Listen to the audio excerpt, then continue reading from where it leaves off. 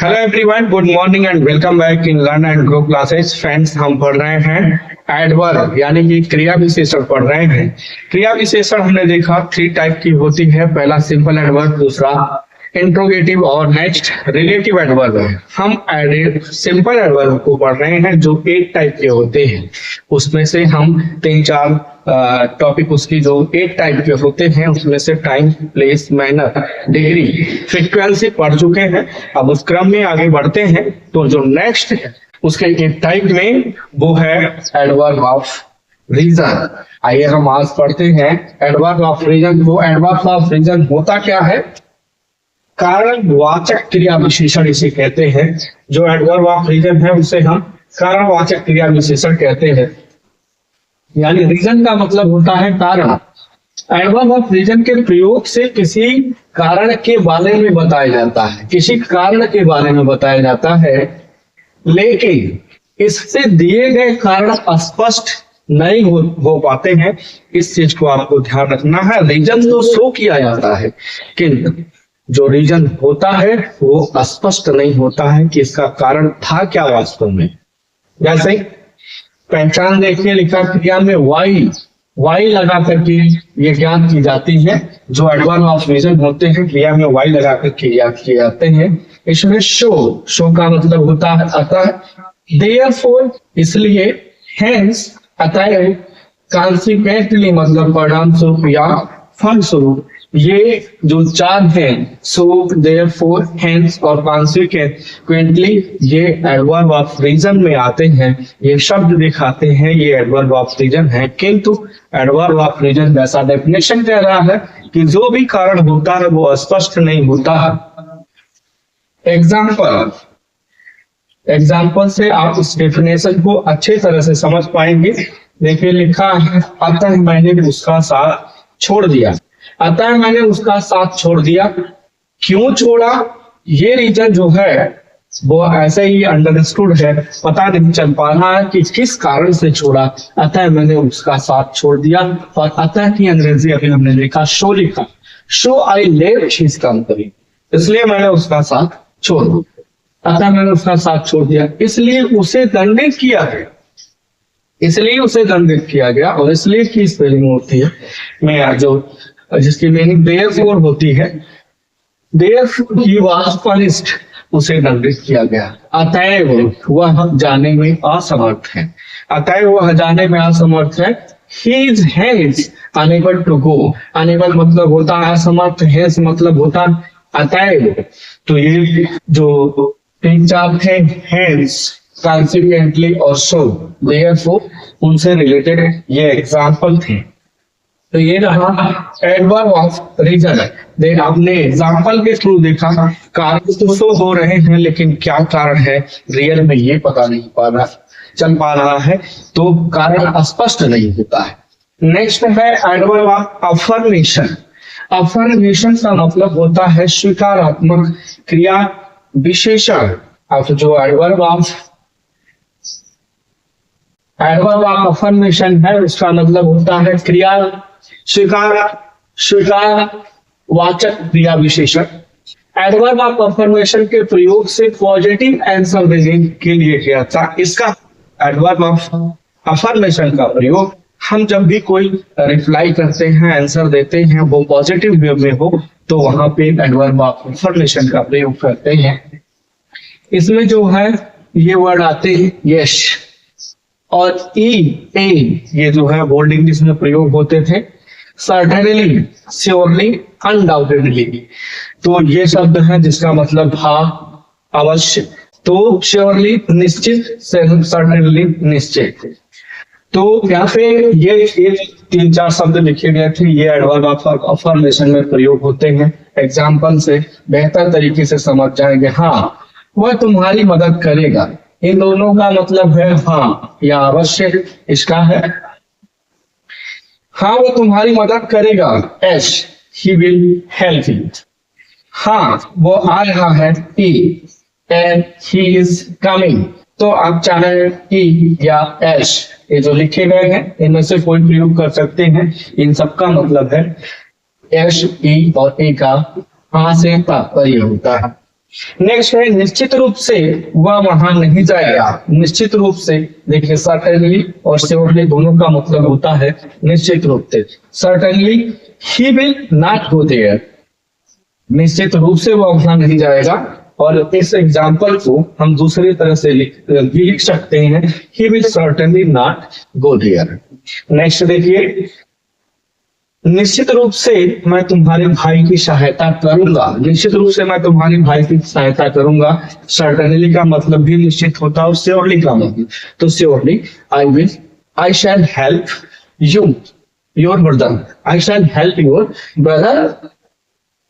Next है और undoubtedly निसंदेह मैं तुम्हारी भाई की सहायता करूंगा। Undoubtedly I shell help your brother.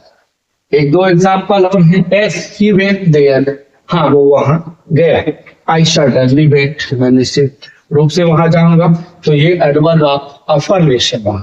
Next देखते हैं हम एडवर्ब ऑफ निगेशन, जिससे हमें नकारात्मकता की निषेधात्मक जोड़ा विशुद्ध जो है हिंदी है, इसका मतलब होता है नकारात्मक क्रिया विशेषण, हम इसे कह सकते हैं।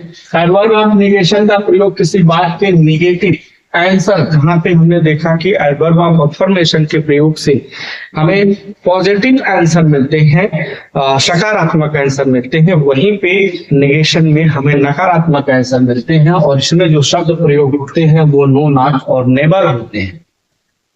यहाँ पे कुछ नो और नॉट से रिलेटेड इंपॉर्टेंट फैक्ट है, हम उन्हें देखते हैं कि इनका यूज कैसे और कहाँ किया जाता है। नो का यूज एडजेक्टिव प्लस एडवर्ब, ये जो है एडजेक्टिव और एडवर्ब की तरह से वर्क करता है। नॉट यूज आफ्टर प्राइमरी और मॉडल ऑक्सिलरी वर्ब, इनका इस नो का यूज हम प्राइमरी ऑक्सिलरी वर्ब जैसे to be, to do, to have, जो इसमें is, am, are, was, were, have, has, had, can, could, may, might, said, should, etcetera word आते हैं, इनका यूज हम नो के लिए नहीं करते हैं। यूज बिफोर नाउन, नो का यूज हम नाउन के पहले करते हैं। नॉट यूज बिफोर इन्फिनेटिव और जेरंड, और नो का यूज हम इन्फिनेटिव और जेरंड के पहले नहीं करते हैं।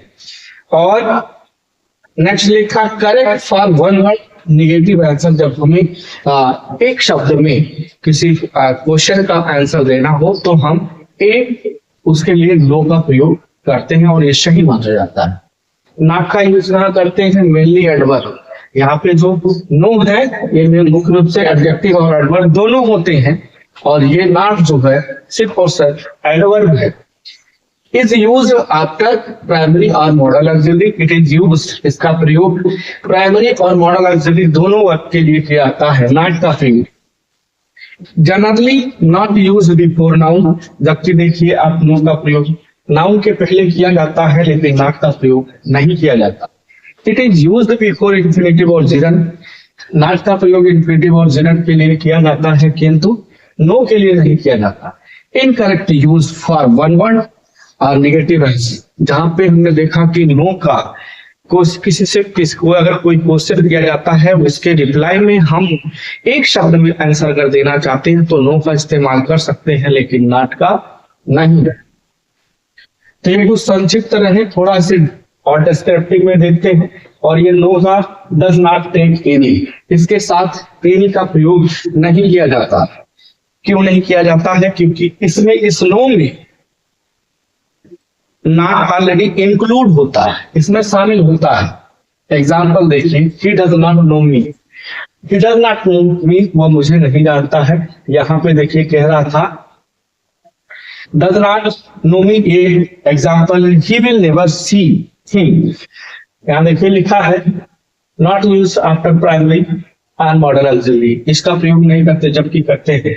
और नॉट लिखा है ये ऑक्सिलरी वर्ब है डज, विल मॉडल या ऑक्सिलरी वर्ब हैज, ये सब जो है यहाँ पे देखिए हैज की गॉन, इस जैसे यहाँ पे लिखा था कि एक शब्द में आंसर देना हो correct for one word negative, तो हैज ही गॉन, क्या वो गया? तो नो, ही हैजंट। नो, हम सिर्फ नो कहें, ही हैजंट ना बोले तो भी इसका आंसर समझ में आ जाएगा और एक शब्द में हम इसकी रिप्लाई दे सकते हैं। नो, इसमें इनमें नो, नॉट, नेवर आदि शब्द आते हैं जो निगेशन को शो करते हैं। अगला देखिए रूल्स कह रहा है। अब इस नो को और नॉट को एक एक करके डिस्क्राइब किया गया है, उसे हम देखते हैं। रूल नंबर फर्स्ट है, जो अभी हमने नो और नॉट का देखा कि वहां पे थोड़ा से बहुत संक्षिप्त में था, यहाँ थोड़ा हम उसको डिस्क्रिप्टिव तरीके से जानने का प्रयास करते हैं। नो का प्रयोग एडजेक्टिव तथा एडवर्ब दोनों की तरह से किया जाता है, जबकि नॉट मुख्य रूप से एडवर्ब होता है। किसी चीज को मैंने वहां पे बहुत शार्ट तरीके से बताया है, उसे डिस्क्राइब किया गया है। नॉट मुख्य रूप से एडवर्ब है, लेकिन नो एडजेक्टिव और एडवर्ब दोनों है। नो का प्रयोग प्राइमरी ऑक्सिलरी में क्या आता है, इसे मास वर्ब और या model auxiliary will shell can could etcetera के तुरंत बाद नहीं किया जाता है। किसका? नो का प्रयोग। जबकि नॉट का प्रयोग इसके बाद किया जाता है। ही इज नो रीडिंग, ये गलत है, क्योंकि ये मॉडल ये ऑक्सिलरी वर्ब है, प्राइमरी ऑक्सिलरी वर्ब इसके बाद या मॉडल ऑक्सिलरी वर्ब के बाद नहीं किए जाते हैं, इसलिए गलत है। यहाँ नॉट का प्रयोग किया जाना सही होता है। नंबर नो का प्रयोग नाउन के तुरंत पहले किया जाता है। नो का प्रयोग तुरंत किया जाता है, क्यों किया जाता है? अभी आपने देखा नो जो होता है ये बेसिकली सिर्फ और सिर्फ एडजेक्टिव और एडवर्ब दोनों होते हैं। एडजेक्टिव और एडवर्ब दोनों होते हैं, जबकि नॉट सिर्फ और मुख्य रूप से सिर्फ एडवर्ब होता है, जैसे यहाँ पे बता रहा है। नॉट जो है मुख्यतः एडवर्ब है। अच्छा, जो चीज एडजेक्टिव जब होगी तो कंफर्म एडजेक्टिव के बाद नाउन आता है, क्योंकि नाउन की विशेषता बताने के लिए इसका प्रयोग किया जाता है। और नॉट क्यों कह रहा है कि ये एडवर्ब है? देखिए, एक तो एडवर्ब है, दूसरा जब भी इसके बाद रखे जाते हैं प्राइमरी ऑक्सिलरी या मॉडल ऑक्सिलरी वर्ब के, तो एडवर्ब की जो डेफिनेशन में है, डीएनए में है क्या, कि वो वर्ब की विशेषता बताता है, इसलिए इसका रखना सही होता है। तो चाहे आप जिस तरह से लॉजिकल, चाहे जिस तरह से समझ रहे, लेकिन नॉट का प्रयोग नाउन के पहले नहीं किया जाता। क्यों नहीं किया जाता? क्योंकि ये बेसिकली एडवर्ब होता है।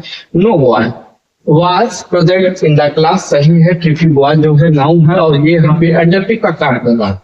Not boy was present in the class, ऐसा बोलने में भी पता लग रहा है। और नॉट का प्रयोग ये एडवर्ब होता है और ये एडवर्ब नाउन के लिए कभी नहीं आता। तो आई होप आपको समझ में आ रहा होगा। आगे देखिए, लिखा है यदि नॉट के साथ ए या एंड का यूज कर दिया जाए तो इसे नाउन के तुरंत पहले रखा जा सकता है। जब हम ए या एंड का प्रयोग कर देंगे इसके इस नॉट के पहले, तब नाउन के पहले नॉट का के साथ ए एंड का यूज कर दिया जाए तो इसे नाउन के पहले रखा जा सकता है। नॉट अ बॉय, यहाँ पे कुछ यूज जो भी इस तरह से दिया है इसे ध्यान रखिएगा कि जो नॉट लिखा है, नॉट के बाद ए हो या फिर एंड, तब इसका यूज, अगर नॉट के साथ ए एंड का यूज कर दिया गया है तब इसे नाउन के पहले रखा जा सकता है। देखिए, not a boy was present in the class, अभी था क्या, जब ये सिर्फ और सिर्फ अगर एडवर्ब की तरह से है तो नहीं कर सकते हैं, क्योंकि ये जो ए है, ये सिर्फ ए एंड से आप क्या समझ रहे हैं? ए एंड ये आर्टिकल होते हैं, सॉरी यहाँ एंड रहेगा। क्यों रखा जा सकता है ये, इसको जान लीजिए आप कि ए एंड जो होते हैं वो एडजेक्टिव होते हैं, आर्टिकल के अंतर्गत आते हैं, किंतु एडजेक्टिव का काम करते हैं। इसलिए देखिए, ये नाउन और ये एडजेक्टिव और ये एडवर्ब। अब मुझे उम्मीद है समझ में आ गया होगा आपके। अगला देखिए, नो का प्रयोग इंफिनिटिव। इंफिनिटिव क्या होता है? टू प्लस वर्ब की फर्स्ट फॉर्म होती है। जीरंड क्या होता है? वर्ब की फर्स्ट फॉर्म में आईएनजी होता है। तो का प्रयोग इंफिनिटिव और जेरंड के साथ के तुरंत पहले नहीं किया जा सकता है, जबकि नॉट का प्रयोग किया जा सकता है। देखिए, उसने मुझे वहां, ये थोड़ा गलत लिखा गया है, वहां लिखा गया है, उसने मुझे वहां नहीं जाने के लिए कहा। I asked me not go to go there, तो ये टू गो जो लिखा है ये इन्फिनिटिव है, टू प्लस वर्ब की फर्स्ट फॉर्म से बनता है इन्फिनिटिव, और उसकी सहायता ना करने करके तुमने ठीक किया। तो you were right in the not helping him, यहाँ हेल्पिंग जो है वो जीरंड है। अभी नियम में नो और नॉट का यूज कैसे जीरंड और इन्फिनिटिव के साथ होता है ये यहाँ पे लिखा गया।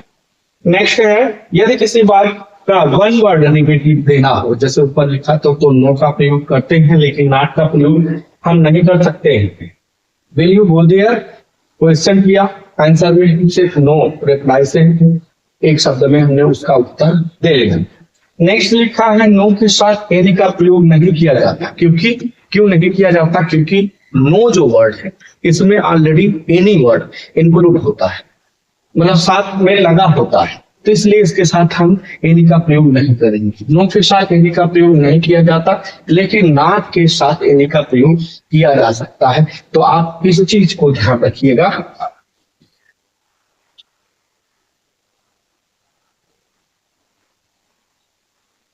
जो नो है, नो शब्द जो है इसमें कह रहा है नो के साथ एनी का प्रयोग नहीं किया जाता। क्यों? क्योंकि एनी इसमें ऑलरेडी इसके अंदर है, इसलिए नहीं लगाया। जो नॉट है, नॉट के साथ एनी नहीं होता, इसलिए इसके साथ लगाया जा सकता है। तो इस चीज को आपको ध्यान में रखने हैं।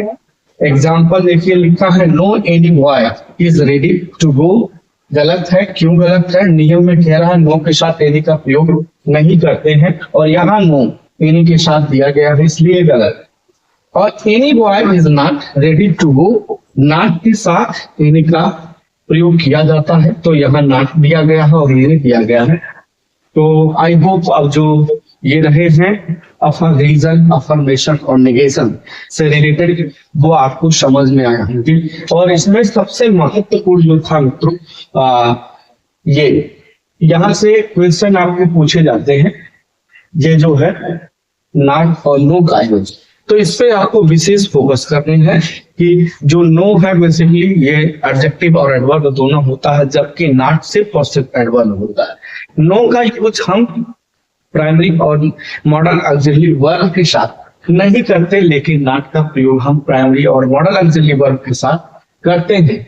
नो जो होता है एडजेक्टिव एडवर्ब होता है, एडजेक्टिव भी होता है, इसलिए इसका प्रयोग नाउन के पूर्व या नाउन के साथ किया जा सकता है। लेकिन नॉट एडवर्ब होता है, इसके साथ हम नाउन के साथ इसका यूज नहीं कर सकते हैं।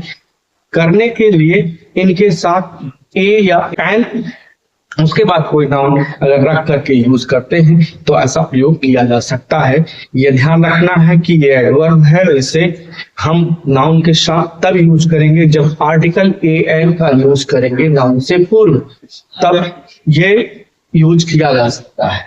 नेक्स्ट यूज है कि इसका यूज, नो का यूज हम इन्फिनेटिव और जेरंड के साथ नहीं करते हैं, लेकिन नॉट का यूज हम इन्फिनेटिव और जेरंड के साथ कर सकते हैं। ये एक शब्द में आंसर देना हो तो जो नो है वो सही होता है, लेकिन नॉट उचित नहीं माना जाता। नो जो है वो एनी शब्द इसके साथ यूज नहीं किया जा सकता, लेकिन इसके साथ किया जा सकता है।